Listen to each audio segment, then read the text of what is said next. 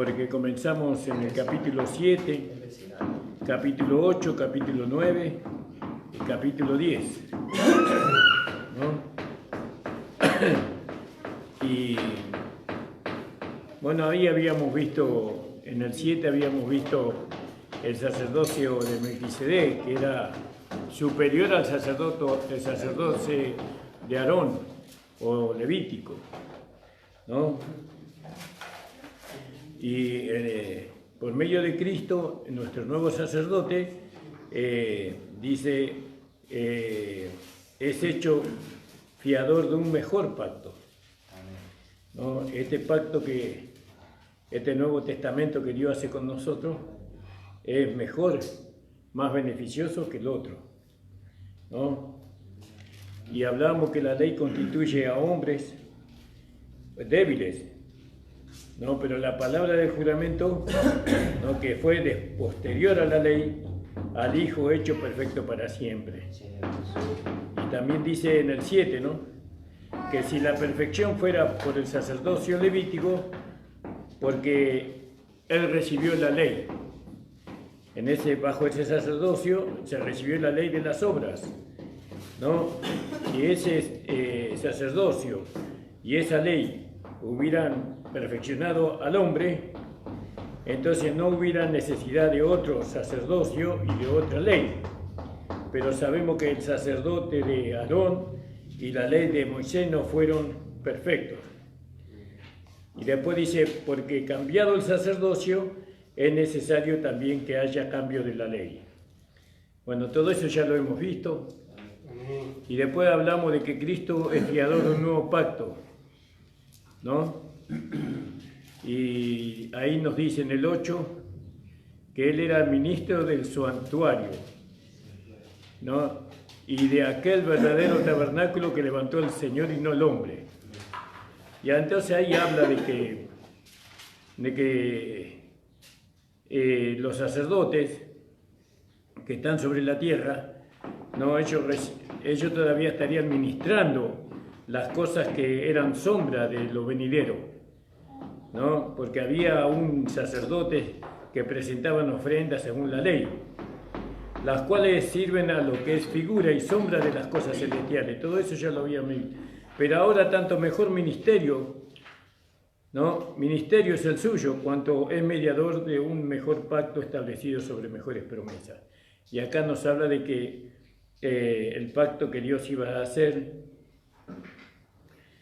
dice que estableceré mis leyes en sus corazones y en su mente las escribiré. Y seré a ellos por pueblo y ellos me serán por pueblo y yo seré a ellos por Dios. Y nadie enseñará a ninguno, sino que cada uno conocerá al Señor, porque todos me conocerán. Todo eso ya lo hemos visto. Y después vimos el sacrificio de Cristo, quita el pecado del mundo, bueno, todo eso, y entramos en el capítulo 10, ¿no?, hasta el versículo 25. Pero vamos a leer del 22. Dice, acerquémonos con corazón sincero. ¿Yo? Y nosotros siempre ponemos el ejemplo de, usted va a comprar un mueble a un lugar donde venden muebles y le muestran un mueble lustrado. Y por otro lado le muestran y le ofrecen un mueble rústico. ¿Y qué compraría una persona? Y compra el lustroso, el que está lustroso. Eso compraría ciertamente cualquier persona, ¿no?, porque lo rústico no brilla, ¿no? Es rústico, no tiene una buena forma. Entonces dice, acerquémonos con corazón sincero, que es sincera, sin lustre, ¿no? Acerquémonos con corazón sincero, en plena certidumbre de fe.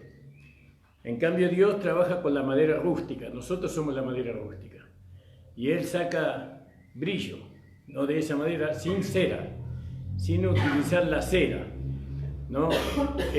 Frotando madera con madera. Eso dice que saca brillo a la madera. Bueno, y así Dios hace con nosotros y Cristo. Entonces, pero acá nosotros tenemos que acercarnos con corazón sincero. Y ahí está todo, hermano, en el corazón sincero, ¿no? Acercarse a Dios, ¿no? Con un corazón de carne y no con un corazón de piedra, como nosotros ya habíamos hablado.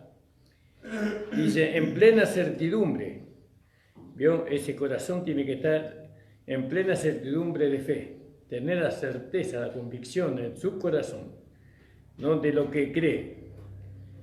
Tiene que estar plenamente convencido, ¿no? De que la vida que está llevando y al destino que Dios le alcanzó o le ofreció, ese es su destino. Bueno, purificados los corazones de mala conciencia, ¿no? Claro, y nosotros vemos que lo que nos purifica el corazón de mala conciencia es la sangre de Cristo, que limpió nuestra conciencia de pecado, ¿no? Y dice, y lavados los cuerpos con agua pura. Mantengamos firme, sin fluctuar, la profesión de nuestra esperanza. Nosotros tenemos que mantener firme sin fluctuar, sin cambiar, ¿no? Siempre nosotros tenemos que mantenernos iguales, siempre, en cuanto a la fe, en cuanto a lo que creemos, en cuanto a la firmeza. Mantengamos firme sin fluctuar la profesión de nuestra esperanza, porque fiel es el que prometió. ¿Vio? O sea, confiamos que el que prometió va a cumplir. ¿Quién es el que prometió? El Señor. Él prometió y Él va a cumplir. Y nosotros, mientras tanto, consideremos unos a los otros para estimularnos al amor y a las buenas obras. ¿Vio? Tenemos que estimularnos al amor y a las buenas obras. Alentarnos a eso. Por eso, como decían los hermanos, el amor tiene manos y pies, ¿no? Donde está la necesidad, ahí va el amor. Donde necesita, ahí va las manos, ¿no? Ofreciéndose. Y consideremos unos a otros para estimularnos al amor y a las buenas obras, no dejando de congregarnos, como algunos tienen por costumbre. Pero se ve que en aquel tiempo como hoy, habían personas que dejaban de congregarse, ¿no? Y era una costumbre. Se iban de la congregación y venían, se iban y venían a la congregación. Dicen, no, eso no tenemos que hacer. No dejando de congregarnos como algunos tienen por costumbre, ¿no? Sino exhortándonos, y tanto más cuando veáis que aquel día se acerca. Cuanto más cerca está la venida del Señor, seguramente, claro, porque Él va a venir a buscar a su esposa. Y si uno deja de congregarse, no va a estar en el cuerpo, va a estar fuera del cuerpo. ¿Y de dónde va a sacar la esposa? Del cuerpo. De la iglesia va a sacar la esposa. Y si nosotros estamos fuera de la congregación, apartados de la congregación, viene Cristo y yo me quedo, por haber estado fuera de la congregación, ¿no? Es como que cuando un médico necesita un riñón de una persona, lo busca en el cuerpo de esa persona o de otra persona. Pero si el riñón lo busca y no está ahí, no lo va a encontrar. Tiene que estar el riñón ahí donde tiene que estar. Bueno, nosotros somos miembros del cuerpo de Cristo y el Señor va a venir, porque esa es la esperanza que nosotros tenemos. Pero los que están fuera del cuerpo, en ese momento, ellos no se irán con el Señor. Ellos se van a quedar, porque el Señor vino a buscarlo y no estaban, ¿no? Eso es dejar de congregarse. Eso, ¿y cuándo viene el Señor? Para nosotros, lo de la fe, el Señor viene hoy, ¿no? Eso por la fe, porque en cualquier momento puede venir el Señor. Mire si en el momento que nosotros estamos fuera del cuerpo, viene el Señor. Y bueno, viene el Señor, la esposa se fue, y ahora empieza la tribulación. Los cristianos van a ser perseguidos, van a ser, si quieren comprar o quieren vender, van a tener una marca en su mano derecha y en su frente. Y aquel que no tenga la marca no podrá comer, no podrá comprar. Y en su frente, y van a ser perseguidos por causa de su fe. Pudiéndose haber ido con Cristo, ¿no?, a las bodas del Cordero, se la perdieron. ¿Por qué? Porque estuvieron ausentes, dejando de congregarse. Y eso de dejar de congregarse, eso es un pecado. Es un pecado, ahora lo vamos a ver. Eso es un pecado. ¿Por qué es un pecado? Porque primeramente que va en contra de la nueva ley de Cristo. Porque nadie quiere que ningún miembro del cuerpo se aparte del cuerpo, menos la cabeza. La cabeza necesita a cada miembro del cuerpo. Pero algunos deciden dejar de congregarse.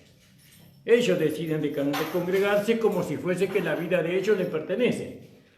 Cuando ellos la vida que ellos tienen no les pertenece. Para dejar de congregarse tienen que ir en contra de la cabeza. Tienen que ir en contra del Señor, haciéndose enemigo de la cabeza que es Cristo, porque Cristo necesita cada parte de su cuerpo. Entonces, al ir en contra de Cristo, pecan. Al ir en contra de Dios, pecan. Vamos a verlo. Porque si pecáramos voluntariamente, venía hablando acá de congregarnos, no dejamos de congregarnos, dice, no dejando de congregarse. Porque si pecáramos voluntariamente, ¿qué es pecar voluntariamente? Dejar de congregarse, porque eso es lo que trató el versículo anterior. Porque cuando dejamos el cuerpo de Cristo, ¿para qué dejamos? Para darle lugar a la carne, a los apetitos de la carne, a las concupiscencias de la carne. Y entonces, ¿dónde vamos a ir si estamos fuera del cuerpo? Vamos a ir a pecar. ¿Por qué vamos a ir a pecar? Porque vamos en contra de la voluntad de Dios. Pero vamos a verlo un poquito más con detalle. Porque si pecáramos voluntariamente después de haber recibido el conocimiento de la verdad, ya no queda más sacrificio por los pecados. Entonces, esos pecados que se cometen por haberse alejado del cuerpo de Cristo, ¿cómo lo van a resolver aquellos que se alejan y cometen esos pecados? ¿Cómo lo resuelven? Ya Cristo no puede morir por ellos nuevamente. Entonces, esos pecados que ellos cometen, eso le va a producir a ellos la muerte y la pérdida de su herencia. Por eso, cuando el Señor establece la iglesia en el libro de los Hechos, lo primero que Él establece es el temor. El temor dice que entró mucho temor en la iglesia. No miedo, mucho temor de ofender a Dios. Temor de ofenderle al Señor. Nosotros tenemos que tener cuidado. ¿Y dónde está el Señor? En nosotros. En nosotros. Y nunca Él nos va a llevar a que salgamos de la iglesia, que salgamos del cuerpo. ¿Qué nos lleva a salir del cuerpo? No el Señor, sino la carne. ¿No? La carne nos lleva a dejar la iglesia. El corazón endurecido, las concupiscencias, todo eso es pecado. Todo eso es pecado. Y ahora, si pecáramos voluntariamente, conociendo ya, ¿no?, que el Señor resolvió el problema del pecado, resolvió el problema de las concupiscencias de la carne, y yo entendí eso. Y ahora que lo entendí, me voy de la iglesia. No estoy haciéndolo voluntariamente, lo hago voluntariamente a eso. Fíjese lo que dice en el versículo. Voy a saltar algunos versículos, bastantes. Después volvemos. En el versículo 39. Pero nosotros no somos de los que retroceden para perdición. ¿Perdición de qué? De la herencia, del supremo llamamiento, no de la condenación al infierno. Porque nosotros no podemos ser condenados al infierno, porque Cristo ya nos justificó, ya nos salvó a nosotros de la condenación del infierno. Pero tenemos pérdida en nuestra herencia. Pero nosotros, dicen, no somos de los que retroceden. Retroceder es ir al lugar donde estaba antes. Eso es retroceder.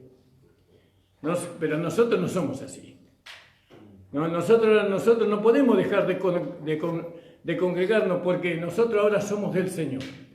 Nuestro cuerpo es templo del Espíritu Santo.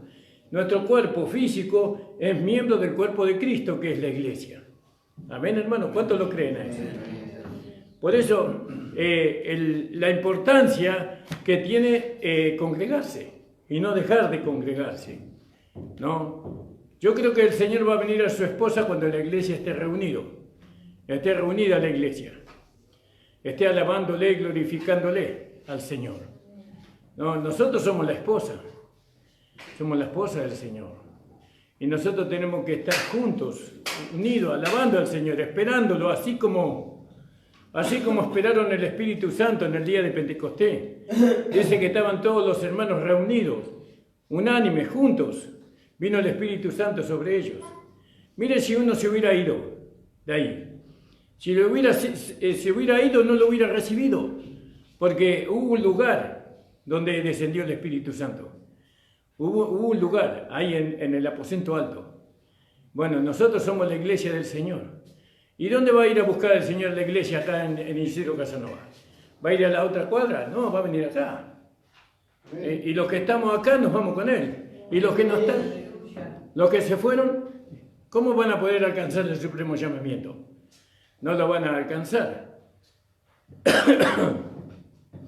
Pero nosotros no somos de los que retrocedemos. Nosotros no vamos a dejar de congregarnos. Por las luchas, por las pruebas, porque nosotros sabemos, en Romanos 8:25 dice que a los que aman a Dios todas las cosas nos ayudan a bien. ¿No? Todo nos ayuda a bien. Que a nosotros nada nos puede separar del amor de Dios que es en Cristo Jesús. Ni lo presente, ni lo porvenir, ni lo alto, ni lo profundo. No, nada nos puede separar de Dios, del amor de Dios que es en Cristo Jesús. Por eso nosotros no vamos a retroceder. Dice, pero nosotros no somos de los que retroceden para perdición, para la pérdida de nuestra herencia, para la pérdida de ser arrebatado de la primera fila. Nosotros tenemos que estar atentos. Todos los días tenemos que estar atentos, vigilantes. Cristo viene hoy. Y yo quiero estar preparado. Yo quiero estar preparada para irme con el Señor. Quiero tener un corazón noble.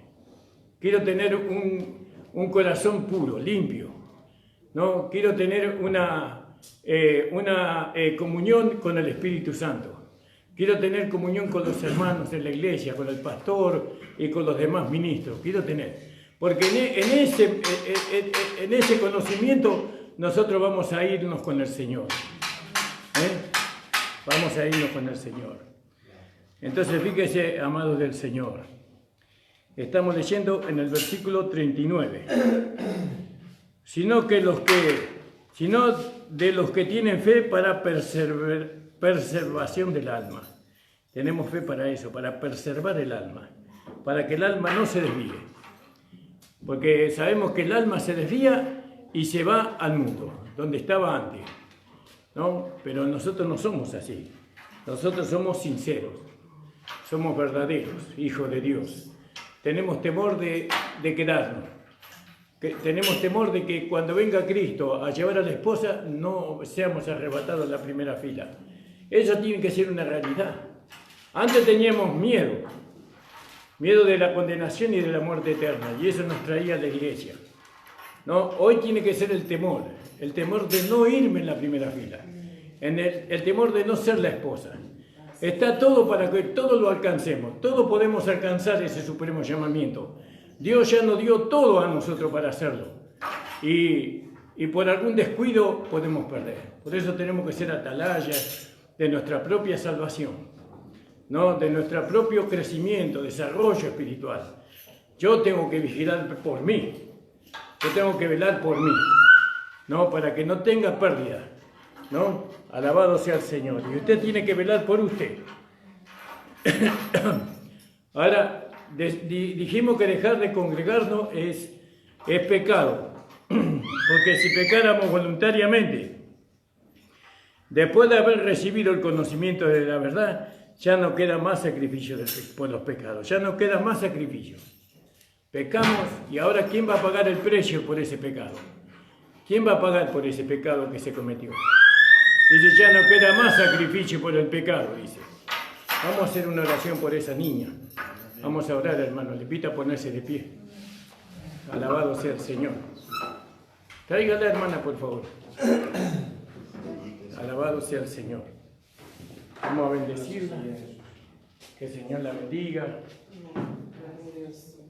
Hermano Gustavo, por favor, hermano Antonio. Yo voy acá a estar. Amén.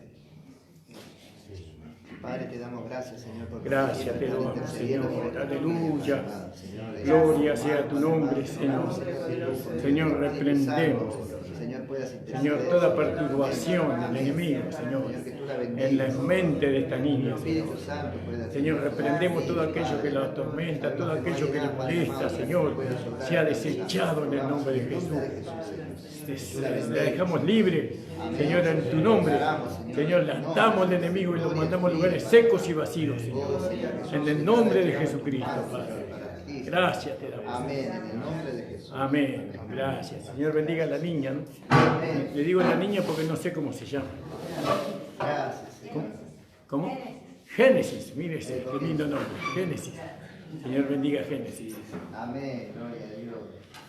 Entonces, sigamos en el versículo 26, hermano. Volviendo ahí. Porque si pecáramos voluntariamente después de haber recibido el conocimiento de la verdad, ya no queda más sacrificio por el pecado o por los pecados acá. Ya no queda más sacrificio eso. Pero ¿qué hay? Una horrenda expectación. Es como que, póngale que este sea el fuego y yo no mande esto al fuego, sino que expectar es como que ponerlo así para a la lapicera esta, lo pongo así para que se vaya calentando. Así es expectar, es una expectación, ¿no? Que no, el Señor no nos puede mandar al infierno a ninguno de los hijos de Dios, pero el fuego habla de juicio, y entonces aquella persona dice, sino una horrenda expectación de juicio, tiene que venir un juicio, ¿no? ¿Por qué? Porque habiendo conocido la voluntad de Dios, ¿no? Habiendo recibido el conocimiento de la verdad, entonces esa persona retrocedió, ¿no? Retrocedió, como dice en el 39, pero nosotros no somos de lo que retrocedemos. ¿Retroceder qué significa? Retroceder significa dejar de congregarse, porque ese es el tema que está tratando acá en este capítulo, en esta última parte del capítulo. Está tratando eso. Entonces tenemos que tener vigilancia en esto. Porque el enemigo siempre nos va a querer a nosotros sacar de la congregación para que nosotros no nos congreguemos, para que pequemos contra Dios. Pero nosotros ya tenemos el conocimiento, ¿no? De que el enemigo ya no tiene potestad sobre nosotros, ¿no? Nosotros ahora somos de la fe, estamos bajo un sacerdocio diferente, estamos bajo la ley de la fe, ¿no? Que nosotros vencemos todos por la fe. Entonces no hay motivo para salir de la iglesia o del cuerpo de Cristo. Para Dios es algo muy terrible que uno de nosotros nos dejemos de congregar. Para nosotros tal vez no es de mucha importancia, pero para Dios sí. Porque dígame usted, ¿con qué miembro usted, si usted se deshacería de alguno de los miembros de su cuerpo? No, sino que usted cuida cada miembro de su cuerpo. Cada parte de su cuerpo es cuidadosa con mucha delicadeza. La viste, la baña y todo eso. Y si se llega a enfermar, ya enseguida va y trata de recuperar. Si eso es importante para nosotros, para Dios es más importante su propio cuerpo, ¿no? Cada miembro del cuerpo de Cristo es importante para el Señor. Pues Dios quiere llevarse un cuerpo completo, no incompleto. Él viene a buscar a la esposa en un cuerpo completo. Porque si pecáramos voluntariamente después de haber recibido el conocimiento de la verdad, ya no queda más sacrificio por el pecado, sino una horrenda expectación de juicio y de hervor de fuego. De juicio y de hervor de fuego. Fíjese, terrible lo que le espera a ese hermano. Y antes que venga eso, nosotros tenemos que alentarlo a los hermanos para que se vuelvan. Hablando de estas cosas. Hermano, vos sos un hijo de Dios, vos sos una hija de Dios, tenés que volver a la iglesia. Dice que Dios no se olvida de sus hijos. Tu madre puede olvidarse de ti, pero yo no me olvidaré. Vos tenés un compromiso, vos le entregaste tu vida al Señor. Tu cuerpo ya no te pertenece, ¿no? Ahora sos del Señor, ¿no? Y hay más a los seres queridos que nosotros tenemos, como los hijos, o los nietos, o los primos, o lo que sea. ¿No? Ellos se sienten muy bien en nuestras casas cuando van a visitarnos, porque nosotros nunca les exhortamos, nunca les hablamos del lugar que ellos tienen que volver. Y nosotros le tenemos, porque si verdaderamente les amamos, tenemos que hacerlos volver. Tenemos que hablarle, decirle, tenés que volver al Señor. No, tenés que volver, vos sos un hijo de Dios, vos sos una hija de Dios, sos parte del cuerpo de Cristo, tu vida no te pertenece, tu vida es del Señor. No, antes que venga un juicio sobre tu vida, volvete al Señor. ¿No? Estas son palabras duras, pero yo creo con todo mi corazón en esas cosas. Ahora, ¿por qué le hablamos así? ¿Porque los aborrecemos? No, porque les amamos. Por eso les amamos. Sino una horrenda expectación de juicio y del borde de fuego que ha de devorar a los adversarios. Y entonces pone el ejemplo el apóstol Pablo. Yo creo que Pablo escribió en la carta, pero eso lo vamos a ver otro día. Él pone un ejemplo. El que viola la ley de Moisés por el testimonio de 2 o 3 testigos muere irreversiblemente. ¿Vio? Pero ahora sabemos que no estamos bajo la ley de Moisés, sino bajo la ley de Cristo. Y la ley de Cristo es más demandante que la ley de Moisés.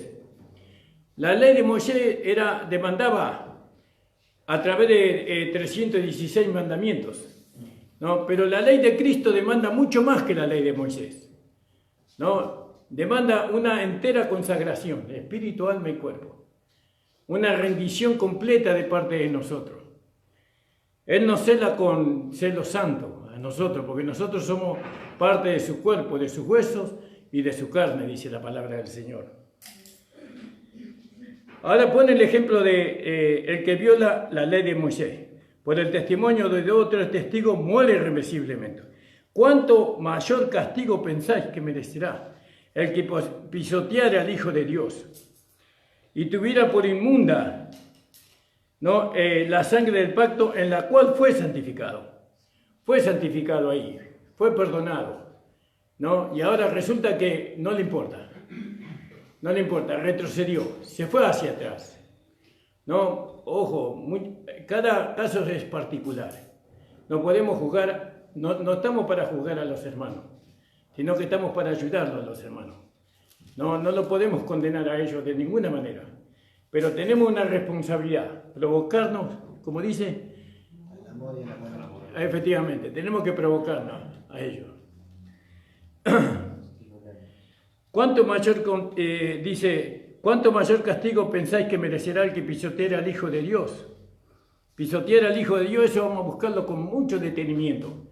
¿Por qué? Porque necesitamos entender bien la palabra de Dios. ¿Qué significa eso? Pisotear al Hijo de Dios, ¿no? Y tuviera por inmunda la sangre del pacto. No, tener por inmunda la sangre del pacto. Quiere decir que a mí la sangre de Cristo me limpió. Y ahora yo me vuelvo nuevamente al pecado. Ahora yo me vuelvo ahora a la inmundicia, nuevamente. El Señor me sacó de allí y entonces, ¿qué valor le estoy dando a la sangre de Cristo yo? ¿Qué valor le estoy dando a la redención yo? ¿No? O a aquellos que se fueron. ¿Qué valor le están dando? Nada. Pero no le dieron el valor, ¿por qué? Porque no se les habló bien. No se le hizo entender el valor de esta salvación. No se le hizo ver el lugar que ellos tienen dentro del cuerpo de Cristo. Por ignorancia hacen eso los hermanos. No, yo no creo que ninguno que conozca la gracia vuelva nuevamente o pisotee la sangre de Cristo y vuelva nuevamente al pecado y a la inmundicia. No, pero sabemos que hay muchos que sí lo hicieron. Entonces, dice, tuviera por inmunda la sangre del pacto. ¿Cuál pacto? ¿Cuál es el pacto? Bueno, es el nuevo pacto. Porque esta es la sangre del nuevo pacto, ¿no? ¿Y qué dice? Ahí me detuve yo. ¿Qué dice el nuevo pacto? ¿No? Que el justo por la fe vivirá, ¿no? Y bueno, y entonces ahora la gracia nos enseña a nosotros que hemos sido lavados, ¿no?, con la sangre de Cristo, que hemos sido comprados con la sangre de Cristo. Y ahora resulta que la gracia me infundó eso a mí, me persuadió a mí de eso. Viene una lucha, una prueba en mi vida y dejo todo. Y me voy nuevamente al lugar donde yo estaba antes, como aquel hombre que estaba en el chiquero apacentando los puercos, ¿no? ¿Qué pasará con esa persona? Esta persona, el que estaba en el chiquero, dice, me volveré. Bueno, gloria a Dios, hay muchos que se vuelven. Ojalá todos se volvieran. Pero el Señor no va a perder a ningún miembro de su cuerpo, ¿no? les va a mandar un juicio para que se arrepientan. No, los va a traer nuevamente hacia ellos. Pero ¿por qué necesidad de padecer ese juicio? ¿Para qué sufrir ese juicio de parte del Señor? ¿Por qué no mantenernos firmes, como dice, en la fe? Porque acuérdese que este pacto es un pacto de fe. Amén. Entonces dice, tuviera por inmunda la sangre del pacto. ¿Cómo puede ser que tengamos por inmunda la sangre del pacto? ¿Cómo puede ser? Uno que fue enseñado la verdad, dice, ¿no? ¿Cuánto mayor castigo pensáis que merecerá el que pisoteare al Hijo de Dios si tuviera por inmunda la sangre del pacto en la cual fue santificado? Claro, uno dice, sí, pero esto es para los hebreos, ¿no? Y es ciertamente que es una carta para los hebreos, pero ¿acaso el evangelio que Pablo le predicó a los hebreos es diferente al evangelio que nos predicó a nosotros? Es lo mismo.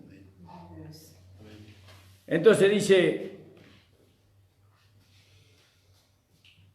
y tuviera por inmunda la sangre del pacto en la cual fue santificado, e hiciera afrenta, no trajera vergüenza. No, afrentar es traer a vergüenza al Espíritu de gracia. Fíjese qué delicado estas cosas, hermano. Estas cosas muy delicadas. Nosotros no tenemos que tomar esto livianamente. Usted ha sido enseñado e instruido por la gracia, no por el Espíritu de la gracia, no de su posición, no que usted tiene ahora delante de Dios. Usted es un hijo, una hija de Dios. Y usted y yo, y nosotros tenemos que andar con temor delante de la presencia del Señor. No pensar nuevamente en volver a donde estábamos antes, porque para volver antes tenemos que tener en poco la sangre de Cristo que nos limpió y nos lavó. Que el Señor nos guarde, hermano, amén. Que el Señor guarde nuestra vida, porque nadie puede decir yo estoy firme. Porque aquel que dice que está firme tenga temor de no caer, dice. Entonces que el Señor nos ayude a todos nosotros y que el Señor los traiga a los hermanos que se han ido, que fueron lastimados, que fueron mal enseñados, que los traigan nuevamente. Pero Dios nos da este conocimiento ¿para qué? Para que seamos los instrumentos para esa tarea. Que nosotros lo tenemos que hablar a ellos para que ellos vuelvan. ¿Entienden, hermanos? Antes que venga el juicio, antes que venga la expectación, no, como dice ahí, una expectación de juicio y de fuego que ha de devorar a los adversarios. Entonces, el 30, pues conocemos al que dijo, mía es la venganza. Yo daré el pago, dice el Señor, y otra vez, el Señor juzgará a su pueblo. El Señor juzgará. Horrenda cosa es caer en las manos del Dios vivo. Pero trae a la memoria, acá viene Dios, escuche, traigan a la memoria los días pasados en los cuales después de haber sido iluminado sostuviste gran combate de padecimientos. ¿No? ¿Se acuerda? ¿Cuánto padeció usted? De padecimiento. Por una parte, ciertamente, vituperios y tribulaciones, y fuiste hecho espectáculos, y por otra llegaste a ser compañeros de los que estaban en una situación semejante, pero de los presos, porque de los presos también os compadecisteis, y el despojo de vuestros bienes sufristeis, con gozo, sabiendo que tenéis en vosotros una mejor y perdurable herencia en los cielos. Estamos dispuestos a perder todo por causa de los hermanos y del Señor. No perdáis, pues, vuestra confianza. No pierdan ustedes la confianza, que tiene gran galardón. No pierdan la confianza. Crean en lo que han oído. Atesoren lo que el Señor les ha enseñado. No lo tengan en poco. Eso es una riqueza muy grande. Porque es necesaria la paciencia para que, haciendo la voluntad de Dios, obtengáis las promesas. Porque vio que ahora vino el Señor para hacer la voluntad de Dios. Y ahora, ¿cómo nosotros hacemos el culto a Dios? Haciendo su voluntad. Cuando yo hago la voluntad de Dios, le estoy haciendo el culto al Señor. Le estoy alabando al Señor. Le estoy glorificando al Señor. Cuando hago su voluntad. Por eso dice en el versículo 9, diciendo: he aquí que vengo, oh Dios, para hacer tu voluntad. para hacer tu voluntad. He aquí vengo, Señor, para hacer tu voluntad. ¿Qué demanda Dios de usted y de mí? Que hagamos su voluntad. Y su voluntad es que no dejemos de congregarnos, como tienen muchos por costumbre, ¿no? Sino que cuando veáis que aquel día se acerca, entonces tenemos que andar con temor, ¿no? Con temor, hermano. Porque es necesaria la paciencia para que haciendo la voluntad de Dios obtengáis la promesa. Porque aún un poquito, dice, y el que ha de venir vendrá, y no tardará. ¿Cuántos lo creen? Amén. No tardará el Señor viene pronto a buscarnos. Fíjese las cosas que están pasando en el mundo. Ya no hay muchas oportunidades ya. Tenemos que vigilar por nosotros. Tenemos que ver por nosotros y por nuestros hijos, que ellos también puedan ser arrebatados juntamente con nosotros. Amén, hermano. Dice, más el justo por la fe, vivirá por fe. Nuevamente acá, fíjese, más el justo vivirá por fe. ¿Qué cree el justo? Que es parte del cuerpo de Cristo, que es miembro del cuerpo de Cristo, que ha sido santificada su conciencia en la sangre de Cristo, que tuvo un nuevo nacimiento. No, el justo por la fe vivirá. Y si retrocediere, está hablando del justo acá, no agradará a mi alma, no agradará, ¿no? Entonces, nosotros queremos que el Señor se agrade de nosotros. Dios lo que dijo que el Padre de Jesús le dijo, he aquí mi Hijo amado, en cual tengo contentamiento. No, tengo contentamiento por mi Hijo. ¿Por qué? ¿Por qué tenía contentamiento? Porque él vivía en la voluntad de su Padre. Todo lo que su Padre quería que él hiciera, hizo. ¿Qué nos está demandando el Señor a nosotros? Que tengamos un corazón noble, ¿no? Que obedezcamos su palabra, que vivamos por fe, que nos amemos los unos a los otros.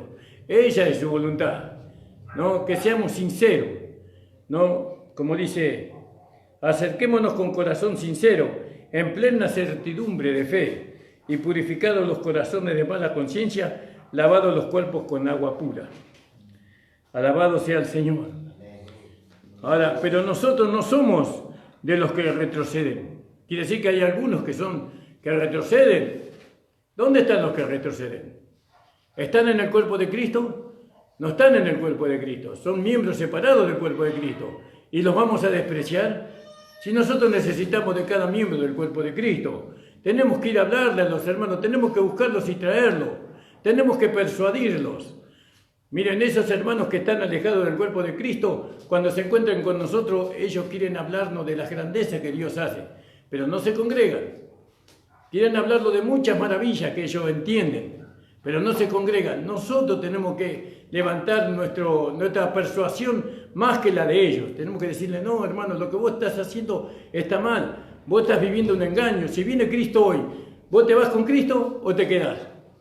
Entonces Dios te está llamando para que tú te vuelvas al cuerpo de Cristo. Vení a la iglesia con nosotros, porque nosotros somos la esposa.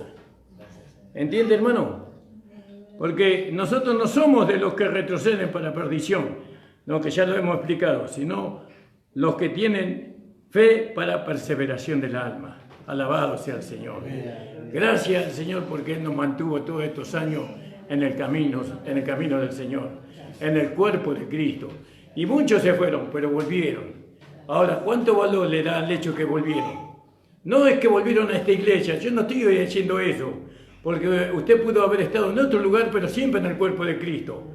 Estamos hablando de los hermanos que se fueron al mundo y que hoy están pecando como lo hacían antes, no dándole el valor a la sangre con la cual ellos fueron santificados. Pero no lo tenemos que condenar, lo tenemos que ayudar a volver. Tenemos que llenarnos con el Espíritu Santo, tenemos que orar en esa dirección, Señor, que pueda hablarle a estas personas para que ellos se vuelvan a ti, no, que no tenga pérdida de su herencia, no, que no estén expectantes en el juicio tuyo y en el hervor de fuego que tú vas a usar para devorar a tus adversarios. Amén, hermano. Amén. Que el Señor nos ayude, hermano. Gracias le damos al Señor por esta su palabra. Y esto es parte del sacerdocio no levítico, sino de Melquisedec. El Señor Jesús cuando venía y le hablaba a los judíos, como les hablaba, por ejemplo, en el capítulo 23. No sé qué hora es, hermano, ¿alguien me puede decir? Menos 10. Fíjese en Mateo 23. Jesús acusa a los escribas y fariseos. Él cuando les hablaba de la forma que le hablaba, Él no le hablaba para condenarlos, ni para que ellos se sintieran eliminados de lo que Dios pretendía para ellos, porque lo que Dios pretendía para ellos, Dios se lo había prometido a sus padres, a Abraham, a Jacob, a Isaac. Ellos podían haber establecido el reino de Dios sobre la tierra. Entonces Él viene y sí le habla, fíjese cómo le habla. Entonces habló Jesús a la gente y a sus discípulos diciendo: en la cátedra de Moisés se sientan los escribas y los fariseos. Así que todos los que os digan que guardáis, guardadlo y haced lo que más no hagáis conforme a sus obras, porque dicen y no hacen. Porque atan cargas pesadas y difíciles de llevar y las ponen sobre los hombros de los hombres, pero ellos ni con un dedo quieren moverlas. Antes hacen todas sus obras para ser vistos de los hombres, pues ensanchan sus filacterías y extienden los flecos de sus mantos. Aman los primeros asientos en la cena y las primeras sillas en la sinagoga y las salutaciones en las plazas, que los hombres los llamen rabí, rabí, pero vosotros no querráis que os llamen rabí, porque uno es vuestro maestro, el Cristo, y todos vosotros sois hermanos. No llaméis Padre vuestro a nadie en la tierra, porque uno es vuestro Padre, el que está en los cielos. Ni seáis llamados maestros, porque uno es vuestro Maestro, el Cristo. El que es mayor de vosotros sea vuestro siervo, porque el que se enaltece será humillado, y el que se humilla será enaltecido. Mas hay de vosotros, escribas y fariseos hipócritas. Fíjese el lenguaje que usaba el Señor, ¿no? Porque Jesús sabía qué clase de persona es la que Él tenía enfrente. Él no podía ir con palabras suaves. Él tenía que ir con una espada que lo iba a traspasar a lo más profundo de su ser, de su conciencia, de su corazón. Ellos estaban endurecidos. Él tenía que ir con algo punzante y traspasarlo, cosa de que ellos se volvieran a Dios, ¿no? Muchas veces Dios nos da palabras de esa forma a nosotros para traspasar el corazón de los hermanos que han endurecido su corazón en contra de Dios, del propósito de Dios. Dice: porque el que se enaltece será humillado y el que se humilla será enaltecido. Mas hay de vosotros, escribas y fariseos hipócritas, porque cerráis el reino de los cielos delante de los hombres, pues ni entráis vosotros ni dejáis entrar a los que están entrando. Hay de vosotros, escribas y fariseos hipócritas, porque devoráis las casas de las viudas, como protesto hacéis largas oraciones, por esto recibiréis mayor condenación.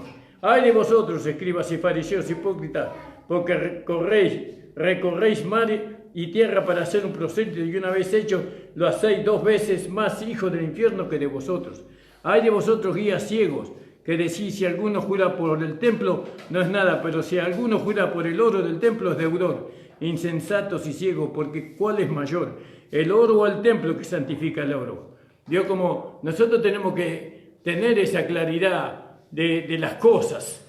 Bueno, el Señor entendía todo, sabía que el mayor era el templo, ¿no? Que santificaba el oro, y no el oro que estaba dentro del templo, ¿no? Nosotros también tenemos que tener ese discernimiento en cuanto a todo lo que nosotros tenemos.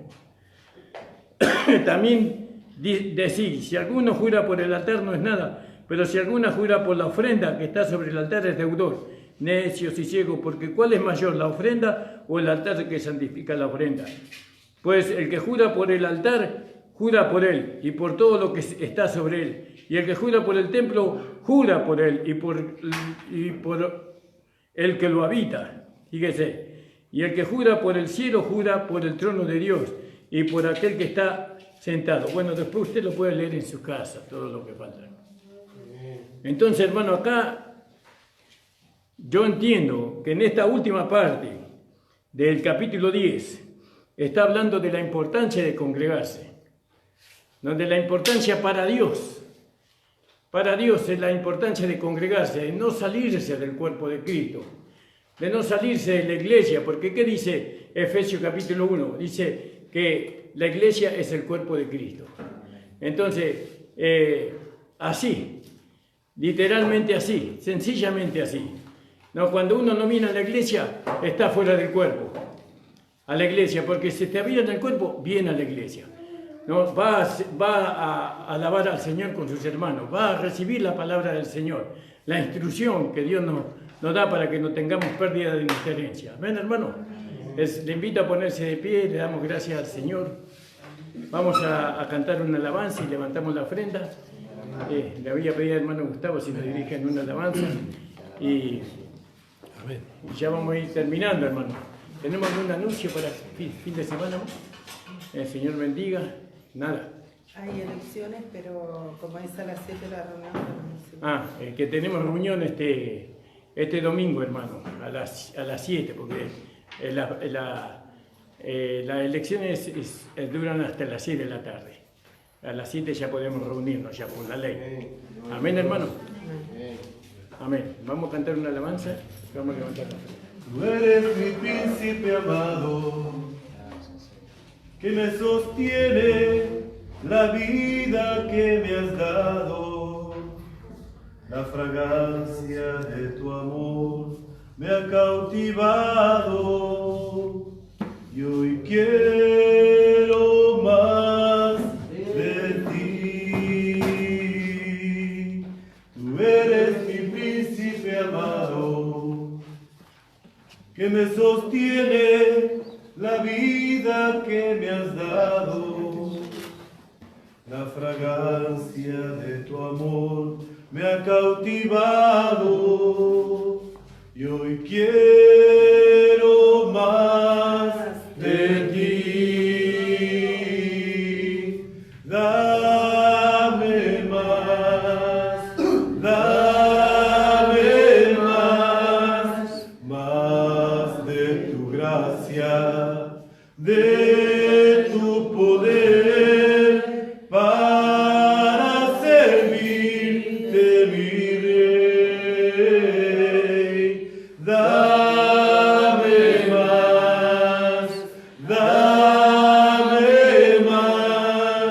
más de tu gracia, de tu poder, para servirte, mi Rey.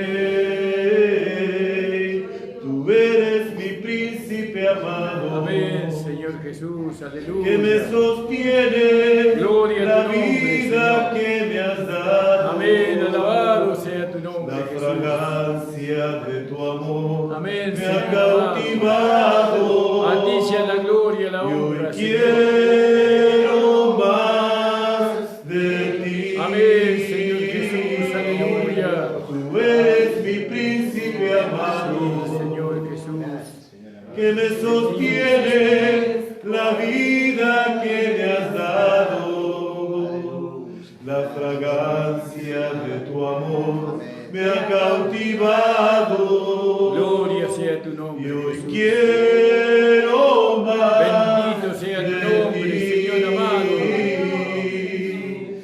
Dame más. Amén, Señor Jesús. Dame Necesito de ti cada más. día, Señor. Más de tu gracia, de tu poder, para servirte, mi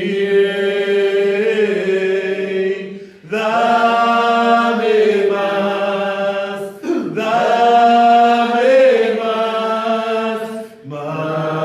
de tu gracia, de tu poder, para servirte, mi Rey. Dame más, Aleluya. dame Alabado sea el Señor. más de tu Alabado sea tu nombre, gracia, Jesús. de tu poder, Señor, para servirte, en el nombre de Jesús. mi Rey. Amén, Señor amado. Dame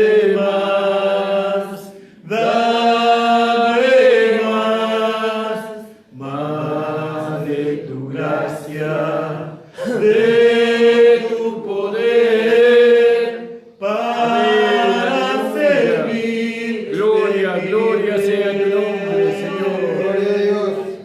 Amén. Señor, te damos las gracias. Gracias por la palabra que hemos escuchado, Señor. Amén. Señor, confirma tu palabra, Señor. Amén. estableciéndola en los corazones de cada uno de nosotros. Te pedimos por los hermanos que están quedados, Señor, por aquellos que no están congregándose, Señor. Te pido, Señor, que nos ayude para que hablarles, para que ellos puedan volver, Señor. Señor, porque entendemos la importancia de cada miembro del cuerpo de Cristo, de cada hermano dentro de la congregación, Señor. Ayúdanos, Señor, danos la palabra, danos, Señor, justa para ellos, Señor, que podamos, Señor, ser usados por ti, para tu gloria, para tu honra. Bendice a los hermanos que han declarado la fe. Señor, ayúdalos y dale 100 veces más, Señor. En el nombre de Jesús te lo pedimos. Amén. Acompaña a los hermanos de regreso a sus hogares. Señor, protégelos de todo hombre malo y perverso, de todo accidente. En el nombre de Jesús. Amén. El Señor le bendiga, hermanos. La reunión ha terminado. Amén.